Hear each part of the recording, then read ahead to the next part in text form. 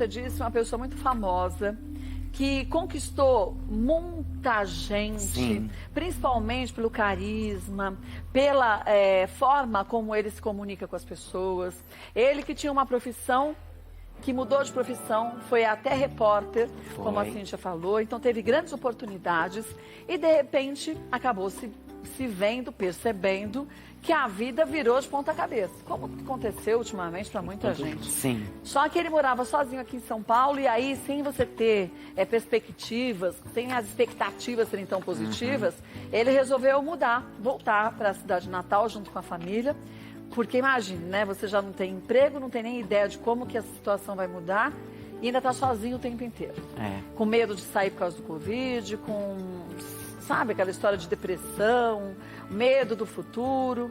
Então ele está numa situação difícil justamente por isso. A gente não está nem falando da financeira só, é a parte emocional. Sim. Eu acho que quando o emocional está completamente desestruturado, o dinheiro é até segundo plano, porque você não tem nem ânimo de tentar correr atrás de outras coisas.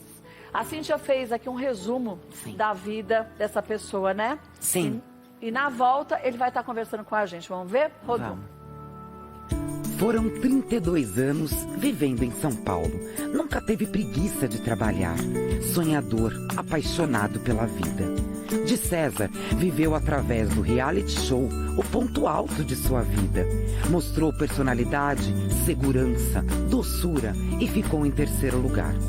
Ao sair, viveu todas as glórias da fama. Entrevistas, caminhos novos de trabalho.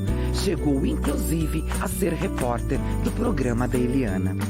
Divertido e comunicativo, dedicou 28 anos de sua vida à cena LGBTQIA+, inclusive com suas performances como a drag queen Jimmy Kier.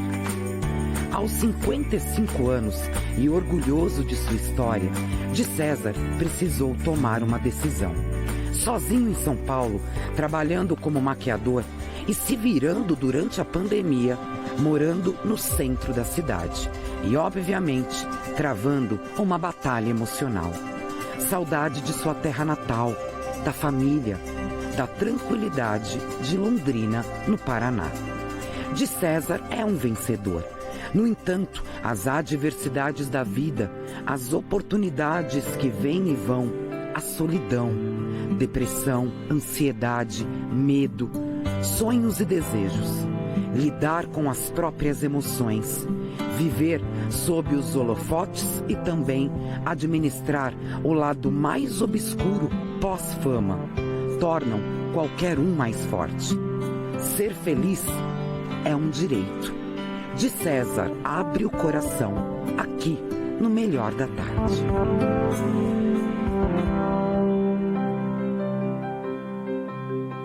Olha, tava com saudade de você, de César. Faz muito tempo que eu não te vejo. Nem imaginava como estava a sua situação.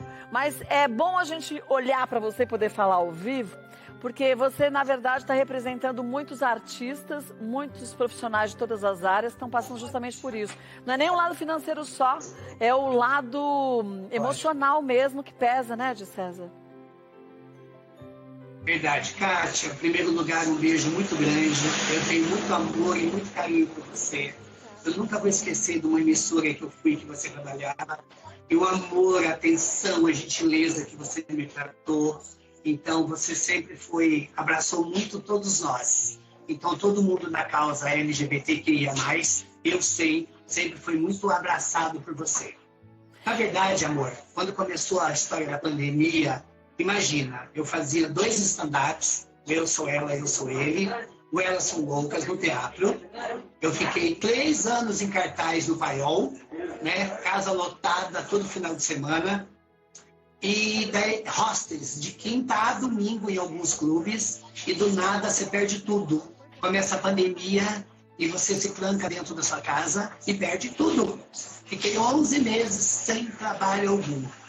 Daí acabei voltando. Eu sempre, como eu sou maquiador, eu sempre fui vendedor. Eu sempre vendi tudo que eu maquiava, né? Eu comprava maquiagens pelo Brasil e vendia. A vida inteira eu fui um bom vendedor. Né? Se você tiver uma loja de maquiagem, me chama que eu abalo, eu arraso nas vendas. E daí, amada, Veio a pandemia, eu fui trabalhar na loja de um amigo, como gerente da loja. Cheguei lá, eu falei para ele assim, quanto ganha mais, o vendedor ou o gerente? Ele falou, o vendedor. Falei, me põe como vendedor. Daí eu fiquei 10 meses na loja, bem no auge da pandemia. Mas daí, eu vou te confessar, que começou a me dar meio depressão. Eu comecei a ficar muito mal, com medo de sair na rua.